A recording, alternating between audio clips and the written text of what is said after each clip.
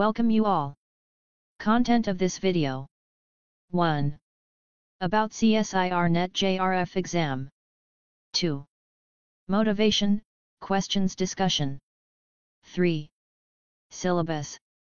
About CSIR NET JRF exam in Tamil. What is CSIR NET exam? அதில் JRF னா என்ன, lectureship னா என்ன, JRF அப்ளை பண்ணிவிட்டு அதோட கட் ஆஃப் வரலன்னா என்ன பண்ணுறது, ரெண்டும் வேறு வேறு எக்ஸாமா இல்லை ஒரே எக்ஸாம் தானா? ஸோ இந்த மாதிரி டவுட்ஸ் வந்து உங்களுக்கு இருக்கும். ஸோ அதை கிளியர் பண்ணுறதுக்காக தான் இந்த intro about CSIR NET. CSIR அப்படிங்கிறது council of scientific and industrial research அப்படின்னு அர்த்தம். இந்த சயின்ஸ் சப்ஜெக்ட் மட்டும் பிகினிங்லேருந்து நெட் எக்ஸாம் வந்து அவங்க தான் கண்டக்ட் பண்ணுறாங்க. சயின்ஸ் அண்ட் டெக்னாலஜிக்கு அவங்க தான் வந்து டாப் இன் இந்தியா. ஸோ அதனால தான் அவங்க கண்டக்ட் பண்ணுறாங்க. இப்போ ரீசெண்டாக வந்து அதை என்டிஏ வந்து எடுத்துக்கிட்டாங்க. இருந்தாலும் பேர் வந்து என்டிஏ சிஎஸ்சிஆர் நெட் அப்படின்னு தான் சொல்லுவாங்க. யூஜிசி நெட் அப்படிங்கிறது வந்து நம்ம சப்ஜெக்ட் வராது, மேத்ஸ் வந்து வராது. யூஸ்வலாக பார்த்தீங்க அப்படின்னா ஜூன் அண்ட் டிசம்பரில் வரும். ஸோ எனக்கு தெரிஞ்சு இப்போ ஒரு லாஸ்ட்டு 15 இயர்ஸில் ஜூன் மந்த்து சொன்ன டேட்டில் எக்ஸாம் வைக்காமல் போஸ்ட்போன் ஆகிருக்குது இந்த வருஷம் மட்டும்தான், டியூ டு COVID-19 ப்ராப்ளம். சரி, அது உங்களுக்கு எல்லாத்துக்குமே தெரியும். அப்படி இல்லைன்னா கன்ஃபார்மாக ஜூன் அண்ட் டிசம்பரில் எவரி இயர் டுவைஸ் வந்து கண்டக்ட் பண்ணிடுவாங்க. அசிஸ்டன்ட் ப்ரொஃபஸர் அண்டு JRF இந்த அஃபீஷியல் வெப்சைட் தெரிஞ்சு வச்சுக்கோங்க. வெறுமனே நீங்கள் கூகுள் சர்ச்சில் போயிட்டு வேறு ஏதாவது ஒரு வெப்சைட்டை பார்த்துட்டு இருக்காங்க. வேறு ஏதாவது உங்களுக்கு டேட்டா வேணால் கையிலே இருக்குது, உங்கள் மொபைல் இருக்குது. ஸோ இந்த அஃபீஷியல் வெப்சைட் தெரிஞ்சுக்கோங்க. இதில் அப்டேட் பண்ணுறது தான் கரெக்டானது. நீங்கள் வேறு எதையும் பார்த்து நம்பாதீங்க. அவங்க ஆடி எக்ஸாம் டேட் போட்டாங்கம்பாங்க, அப்படி இப்படின்னு எதையா போட்டுட்ருப்பாங்க. ஸோ எப்போவுமே அஃபீஷியல் வெப்சைட் பார்த்து பழகுங்க. இப்போ யாரெல்லாம் வந்து நெட் எக்ஸாம் எழுதலாம்? எம்எஸ்சி கம்ப்ளீட்டட், பிஜி முடிச்சிருக்காங்க அப்படின்னா அவங்க எழுதலாம். அது உங்களுக்கு மேக்ஸிமம் எல்லாருக்குமே தெரியும். எம்எஸ்சி செகண்ட் இயர் ஸ்டூடெண்ட், கரெக்டாக வந்து நீங்கள் செகண்ட் இயர் படிச்சுட்டு இருக்கவங்க எழுதலாம். அது போக பார்த்தீங்கன்னா ரீசெண்டாக வந்து எம்எஸ்சி ஃபஸ்ட் இயர் ஸ்டூடெண்ட்டும் எழுதலாம். இது நிறைய பேருக்கு தெரியாது. ஃபைனல் இயர் தான் எழுதலாம்னு நினச்சிட்டு இருப்பாங்க, அல்லது எம்எஸ்சி கம்ப்ளீட் பண்ணால் தான் எழுதலாம்னு நினச்சிட்டு இருப்பாங்க. எம்எஸ்சி என்ரோல் பண்ணிட்டாலே எழுதலாம், ஞாபகம் வச்சுக்கோங்க. பட் ஒரு வேளை நீங்கள் first semester or second semester படிக்கும்போதே கிளியர் பண்ணிடலாம். கிளியர் பண்ண முடியுமா சார், இப்போ ஒரு டவுட் வரும். கிளியர் பண்ணிகிட்டு இருக்காங்க. டெல்லியில் படிக்கிற ஒரு பொண்ணு பார்த்தீங்கன்னா செகண்ட் செமஸ்டர் படிக்கும்போது அதுவும் வந்து ரேங்க் வந்து 5th ரேங்க்கோட சிஎஸ்சிஆர் நெட்டை கிளியர் பண்ணியிருக்காங்க. இப்போ இமேஜின் பண்ணி பாருங்கள். அவங்களும் அதே இந்தியன் தான், நம்மளும் இந்தியன் தான். அவங்களுக்கு கிடைக்கிற ரிசோர்ஸ் நமக்கும் கிடைக்கிது, ஓரளவுக்கு கொஞ்சம் கூட குறைய நமக்கும் கிடைக்கிது. ஸோ அவங்களால பாஸ் பண்ண முடியும் போது நம்மளாலே முடியும். ஃபஸ்ட் இயர்லேயே பாஸ் பண்ணாலும் சர்டிஃபிகேட் வந்து at the end of second year. ஏன்னா எம்எஸ்சி தான் இதுக்கு எலிஜிபிலிட்டி இல்லையா அப்ளை பண்ணுறதுக்கு, அதனால் அப்போ தான் கொடுப்பாங்க. அந்த மாதிரி சான்ஸும் கிடைக்கும். நான் அதனால தான் இதில் போடும்போது வந்து 3rd பிஎஸ்சி ஸ்டூடெண்ட்டும் இந்த இதை வந்து அட்டன் பண்ணுங்கன்னு சொல்லியிருந்தேன். காரணம் என்ன அப்படின்னா உங்களை மோட்டிவேட் பண்ணுறக்காக. நிறைய பேர்த்துக்கு வந்து தகவல் வந்து தெரிகிறதில்ல, தேவையில்லாமல் நிறைய தகவல் தெரிஞ்சுக்கிறோம், பட் தேவையான தகவல் தெரிகிறதில்ல, இன்ஃபர்மேஷன்ஸ். அந்த ரீசனுக்காக தான் 3rd year maths student attend பண்ணலாம் அப்படின்னு சொல்லியிருந்தது. இந்த விஷயம் தெரிஞ்சுக்கிட்டா இந்த மாதிரிலாம் சான்ஸ் இருக்கா அப்படின்னு சொல்லிட்டு ஸோ நீங்களும் வந்து அட்டன் பண்ணலாம் அதுக்காக. ஸோ இவங்கெல்லாம் அட்டன் பண்ணலாம். அப்புறம் இதை தாண்டி பிஹெச்டி பண்ணியிருந்தாலும் சரி, எம்ஃபில் பண்ணியிருந்தாலும் சரி எழுதலாம். அது போக எம்ஃபில் அப்படிங்கிறது வந்து நெசசரி கிடையாது, எம்ஃபில் படிச்சிருக்கணுங்கிற நெசசரி கிடையாது நெட் ஆர் செட் எக்ஸாம் எழுதுறதுக்கு. இப்போ லெக்சர்ஷிப் ஆர் அசிஸ்டன்ட் ப்ரொஃபஸர்ஷிப்னா என்ன? இந்த நெட் எக்ஸாம் குவாலிஃபை பண்ணிட்டோம் அப்படின்னா இந்தியாவில் எங்கே வேணாலும் அசிஸ்டன்ட் ப்ரொஃபஸராக ஒர்க் பண்ணலாம், எக்ஸப்ட் ரிசர்ச் சென்டர். சில மட்டும் பிஹெச்டி கேட்பாங்க. அந்த பிஹெச்டி கேட்காத எல்லா இடத்துலையுமே நீங்கள் வந்து ஒர்க் பண்ணலாம். ரிசர்ச் சென்டரில் அந்த மாதிரி இருக்கவங்க அவங்க கைட் பண்ணுறதுக்காக பிஹெச்டி கேட்பாங்க. மற்ற இடத்துல எல்லாத்துலேயுமே நீங்கள் ஒர்க் பண்ணலாம், all over India. Age limit lectureship பொறுத்தளவு நோ அப்பர் ஏஜ் லிமிட். இந்த எக்ஸாம் எழுதுறதுக்கு லெக்சர்ஷிப்புக்கு வந்து அப்பர் ஏஜ் லிமிட் கிடையாது, நீங்கள் எந்த ஏஜில் வேணால் எழுதிக்கலாம். ஆனால் வந்து நம்ம எக்ஸாம் எழுதுறதே வந்து வேலைக்காக தான். இப்போ நம்ம ஸ்டேட் கவர்மெண்ட் எடுத்துக்கிட்டிங்க அப்படின்னா 58 இயர்ஸ் தான் வந்து ரிட்டையர்மெண்ட் ஏஜ். அப்போ அட்லீஸ்ட் 57 இயர்ஸ்க்குள்ளேயாவது நம்ம குவாலிஃபை ஆகிருக்கணும் இல்லையா? அதனால் பார்த்துக்குங்க. இப்போ JRFனா என்ன? Junior research fellowship. இந்த JRFக்குரிய செலெக்ஷனும் எப்படி நடக்குதுன்னா ஒரே டெஸ்ட்டு தான், ஒரே கொஸ்டின் பேப்பர் தான். இந்த நெட் எக்ஸாம்லேருந்து தான் வைக்கிறாங்க. ஸ்டைஃபன் பார்த்தீங்க அப்படின்னா 31,000 பெர் மந்த். 31,000 இமேஜின் பண்ணி பாருங்கள். நம்ம ப்ரைவேட் ஸ்கூல்லையோ காலேஜிலோ ஒர்க் பண்ணோம்னா இவ்வளோ சேலரி வந்து நமக்கு கிடைக்காது, உங்களுக்கே தெரியும். அதனால் நல்ல ஏஜ் இருக்கிறவங்க, இதுக்கு ஏஜ் லிமிட் இருக்குது, ஏஜ் இருக்கிறவங்க JRFே அப்ளை பண்ணுங்கள். கிடச்சின்னா நல்ல இன்ஸ்டியூட்டில் ஜாயின் பண்ணுங்கள். 3rd இயர்லேருந்து பார்த்தீங்கன்னா 35,000 கொடுப்பாங்க. இதுக்கு ஏஜ் லிமிட் இருக்குது. ஜென்ரலாக வந்து 28 இயர்ஸு. ஃபீமேல் கேண்டிடேட்டாக இருந்தீங்க அப்படின்னா 5 இயர்ஸ் ரிலாக்ஸேஷன் இருக்குது. அதே மாதிரி SC ST physically handicapped visually handicapped எல்லாத்துக்குமே 5 இயர்ஸு. அப்போ 28 + 5 வந்து 33. ஃபீமேல் அப்ளிகண்ட் வந்து எந்த கேட்டகரியாக இருந்தாலும் சரி, பிசி ஓபிசி ஆர் ஓசி எந்த கேட்டகரியாக இருந்தாலும் 5 இயர்ஸ் ரிலாக்ஸேஷன் இருக்குது. அப்போ எல்லா ஃபீமேலுக்குமே பார்த்தீங்கன்னா 33 இயர்ஸ் வரைக்கும். 33 இயர்ஸுங்கிறது ஜேஆர்எஃப் கம்ப்ளீட் பண்ணுறது கிடையாது, எக்ஸாம் எழுதும்போது அதை ஞாபகம் வச்சுங்க. ஸோ எக்ஸாம் எழுதும்போது ஜேஆர்எஃப் அந்த கிளியர் பண்ணுறதுக்கான ஏஜ் லிமிட். நீங்கள் 33ல் 32ல் கூட பாஸ் பண்ணிவிட்டு அதுக்கப்புறம் வந்து ஜேஆர்எஃப் வந்து கொடுத்துட்ருப்பாங்க ஜாயின் பண்ணிட்டீங்கன்னா. சரி, மற்ற கேண்டிடேட்ஸ்க்கு வந்து பார்த்தீங்கன்னா ஓபிசி 3 இயர்ஸ். அப்போ இதில் பார்த்தாலே தெரியும், ஃபீமேலுக்கு ஆல்ரெடி 5 இயர்ஸ் ரிலாக்ஸேஷன் கொடுத்துட்டாங்க. அப்போ இந்த இடத்துல ஓபிசி அப்படின்னா மேல் ஓபிசிக்கு வந்து 3 இயர்ஸ் இருக்குது. 28 + 3 வந்து 31 இயர்ஸ் வரைக்கும் நீங்கள் ஜேஆர்எஃப்க்கு வந்து அப்ளை பண்ணலாம். Motivation, questions discussion. If Aij = 1 for all ij, then rank of A. இதில் இந்த மேட்ரிக்ஸோட ஆர்டர் எதுவுமே கொடுக்கல, எப்படி ஆர்டராக இருந்தாலும் அதோட என்ட்ரி எல்லாமே 1. அப்போ ரேங்க் ஆஃப் ஏ வந்து என்ன வரும் அப்படின்னு கேட்குறாங்க. ஸோ 4 சாய்ஸ் ஆர் கிவன், 4 2 1 0 அந்த மாதிரி கொடுத்துட்டாங்க.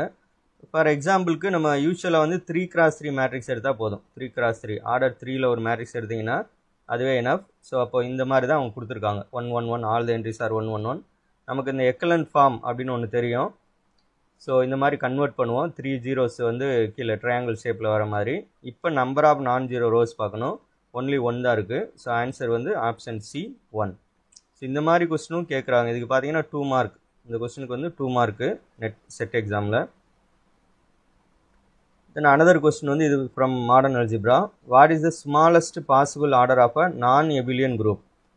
ஸோ எபிலியன் குரூப் அப்படின்னா நமக்கு தெரியும் 4 conditions plus another condition commutative property A + B = B + B, B + A or A* B = B* A. அது சாட்டிஸ்ஃபை பண்ணால் அதுக்கு பேர் எபிலியன் குரூப். ஃபஸ்ட்டு எந்த ஆர்டரில்? Here order means number of elements in the set, அந்த செட்டில் இருக்கிற number of elements. So group அப்படிங்கிறது வெறும் செட்டு கிடையாது, அதோட ஏதாவது ஒரு ஆப்ரேஷன் இருக்கணும். A set satisfying some conditions with the operation is called group ஜென்ரலாக. அப்போ ஃபஸ்ட்டு ஸ்மாலஸ்ட் பாசிபிள் ஆர்டர் என்ன நான் எபிலியன் குரூப்புக்கு அப்படின்னு கேட்டிருக்காங்க. ஸோ இதுவும் வந்து ரிப்பீட்டடாக கேட்குற கொஸ்டின். அது ரொம்ப இம்பார்ட்டன்ட் மட்டும்தான் நான் இந்த இதில் போட்டிருக்கேன். 5 7 6 இன்ஃபினிட்டி அப்படின்னு இருக்கு. இந்த மாதிரி அப்ஜெக்டிவ் டைப்பில் ஆன்சர் கண்டுபிடிக்கிறதுக்கு 2 மெத்தட்ஸ் இருக்குது. ஒன்று வந்து டைரக்ட் மெத்தட். இப்போ உங்களுக்கு டேரெக்டாக இந்த கொஸ்டினுக்கு ஆன்சர் தெரியும் அப்படின்னா you can find out. Another one is elimination method R indirect method. So eliminate பண்ணுறது, இன்டைரக்டாக பார்க்குறது. இப்போ ஃபார் எக்ஸாம்பிள் இப்போ 5 அப்படின்னு இருக்குது. 5 வந்து ஆன்சராக வருமா வராதா அப்படின்னு பார்த்தோம் அப்படின்னா 5 அப்படிங்கிறது prime number. Every group of order prime number is cyclic group எல்லாமே என்னவாகவும் இருக்கும், எபிலியனாகவும் இருக்கும். அப்போது ஆர்டர் 5ல் இருக்கிற எல்லா குரூப்புமே எபிலியன் குரூப்பாக தான் இருக்கும், நான் எபிலியனாக வராது. The same reason for order 7, ஏன்னா 7 is also a prime number. அடுத்து இன்ஃபினிட்டிக்கு வருவோம். இன்ஃபினிட்டியில் எபிலியன் குரூப் இருக்குமா இருக்காதானா? எபிலியன் குரூப்பும் இருக்கும், நான் எபிலியன் குரூப்பும் இருக்கும். ஃபார் எக்ஸாம்பிள் Z, வந்து எபிலியன் குரூப். அப்போ ஆர்டர் 6ல் வந்து நான் எபிலியன் குரூப் இருக்குமானா ஃபஸ்ட்டு ஆர்டர் 6ல் தான் நான் எபிலியன் குரூப் இருக்கும். அது எக்ஸாம்பிள் வந்து S3. ஸோ இதுக்கு ஆன்சர் வந்து 6. இன்னொரு விஷயம், நீங்கள் இன்ஃபினிட்டிங்கிறது ஸ்மாலஸ்ட் அப்படின்னா ஃபைனைட் ஆர்டரில் நான் எபிலியன் குரூப்பே இல்லை அப்படிங்கிற மீனிங் வந்துடும் இல்லையா? ஸோ அப்படி வந்து நமக்கு இருக்காது. ஃபைனைட் ஆர்டரில் நான் எபிலியன் குரூப்ஸ் வந்து இருக்கும். ஸோ ஆன்சர் வந்து 6. இந்த மாதிரி கொஸ்டின்ஸு ரிப்பீட்டடாக கேட்குறாங்க. அதே மாதிரி சிஎஸ்ஆர் நெட் எக்ஸாமில் கேட்ட கொஸ்டின், ஏ அப்படிங்கிற மேட்ரிக்ஸ் கொடுத்துருக்காங்க. 3x4 matrix of rank 2, then the rank of A transpose A. So இதுக்கு பார்த்தோம் அப்படின்னா 3 மார்க். யூஸ்வலாக சிஎஸ்ஆர் நெட் எக்ஸாமில் 200 மார்க் எக்ஸாமு, ஆவரேஜாக வந்து 100 மார்க்ஸ் எடுத்தோம் அப்படின்னா நம்ம வந்து கிளியர் பண்ணிடலாம். அப்போ 3 மார்க் எடுத்தீங்க, கன்ஃபார்மாக எடுத்தீங்க அப்படின்னா it will increase your pass percentage. 3% வந்து உங்களோட பாஸ் பர்சன்டேஜ் சான்ஸை வந்து இன்க்ரீஸ் பண்ணும். ஸோ அப்படி ஞாபகம் வச்சுக்கோங்க. 100 மார்க் எடுக்கணும். அப்போ ஒரு கொஸ்டினுக்கு 3 மார்க் அப்படின்னா உங்களோட சக்ஸஸ் ரேட் வந்து 3% இன்க்ரீஸ் ஆகுதுன்னு அர்த்தம். ஸோ அப்படி மைண்ட் செட்டில் வச்சு படிங்க. ஒரு கொஸ்டின் தானே அப்படின்னு நினைக்காதீங்க.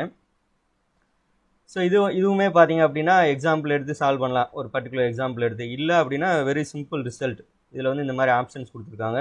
Exactly 2, exactly 3, exactly 4. இந்த லாஸ்ட் ஆப்ஷன் தான் கொஞ்சம் கன்ஃபியூஸ் பண்ணுற மாதிரி, ட்விஸ்ட் பண்ணுற மாதிரி வச்சுட்டாங்க.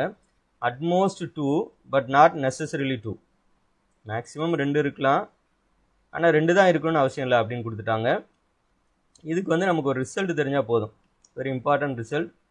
Rank of A transpose A, rank of A transpose, rank of A, இந்த மூணுமே எப்போவுமே ஈக்குவலாக தான் இருக்கும். அப்போ ஆன்சர் வந்து என்ன வந்துடும் நமக்கு? எக்ஸாக்ட்லி 2. இந்த ரிசல்ட் தெரிஞ்சால் இதை வந்து நீங்கள் ஒர்க் அவுட் பண்ண வேண்டிய வேலையே இல்லை. சிஎஸ்சிஆர் நெட் எக்ஸாமில் கேட்ட கொஸ்டின் 3 மார்க் கொஸ்டின். ஸோ நீங்கள் எந்த விதமான ஒர்க்கிங்க்கும் இங்கே வேலை கிடையாது. ரிசல்ட் மட்டும் தெரிஞ்சால் போதும். அழகாக செலக்ட் பண்ணிவிட்டு, ஏன்னா இப்போ ஆன்லைன் எக்ஸாம்ங்கிறதுனால செலக்ட் பண்ணிவிட்டு போயிட்டே இருக்கலாம். Syllabus CSIR Net and Set Mathematical Science. அடுத்து முக்கியமான விஷயம் வந்து சிலபஸ். ஃபஸ்ட்டு நீங்கள் எந்த எக்ஸாம் ப்ரிப்பரேஷன் பண்ணாலும் சிலபஸை வந்து திரும்ப திரும்ப பாருங்கள். என்னை கேட்டால் ரீட் பண்ணிகிட்டே இருங்க சிலபஸை. அதை இன்வால்மெண்ட் ஆகணும். அதுக்குள்ளே இருக்கிற விஷயங்கள் எல்லாம் உங்களுக்கு தெரியணும். சிலபஸே தெரியாமல் எக்ஸாமுக்கு ப்ரிப்பரேஷன் பண்ண முடியாது. ஸோ இதில் நெட் எக்ஸாம் போகிறதுல 3 பார்ட்ஸ் இருக்குது. பார்ட் ஏ வந்து ஜென்ரல் பேப்பர் எல்லாத்துக்குமேவும். இதில் என்னென்ன இருக்குது அப்படின்னு பார்த்தீங்கன்னா, general aptitude, logical reasoning, graphical analysis, analytical and numerical ability, அப்புறம் quantitative comparison, series formation and puzzle. இது கண்டிப்பாக ப்ரிப்பரேஷன் பண்ணணுமா, இதில் கண்டிப்பாக பாஸ் பண்ணணுமா, இல்லை இதில் மினிமம் மார்க் இருக்கா அப்படின்னு கேட்டால், இதில் மினிமம் மார்க் அப்படின்னு ஒன்றும் கிடையாது. நெட் எக்ஸாம் பொறுத்தளவில் உங்களுக்கு 200க்கு டோட்டல் எவ்வளோ மார்க்னு தான் பார்ப்பாங்க.